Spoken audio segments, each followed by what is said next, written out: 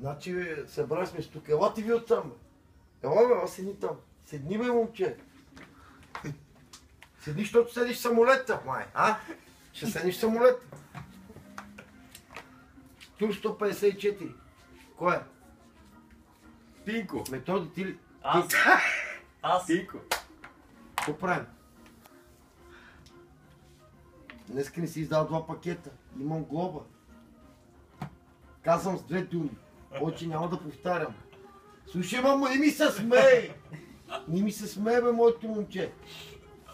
Ще ходиш в майсчердата на България. Значи не сме се събрали тук, няма го... Аз отговарям, няма го да се биете. Чуваш ли ма, бе, човек? Слушай, ма. От тебе, ето ги, 219 евро глоба. Това е Германия, така. Милко, махни тази цигара от устата, ще ти заграя врата на тебе, бе, човек. После фана тук въртете.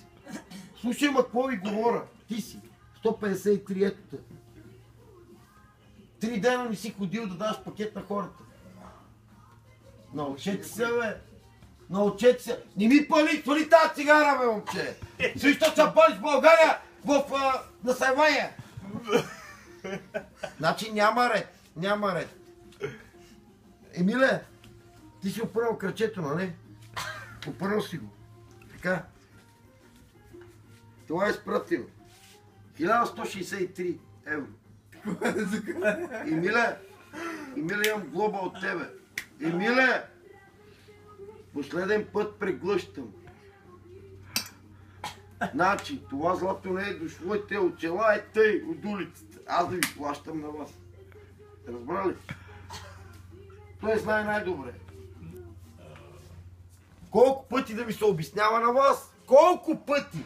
Тук най-вече на тебе. Хванал телефона, пуснал си така, момчета, дайте да работим.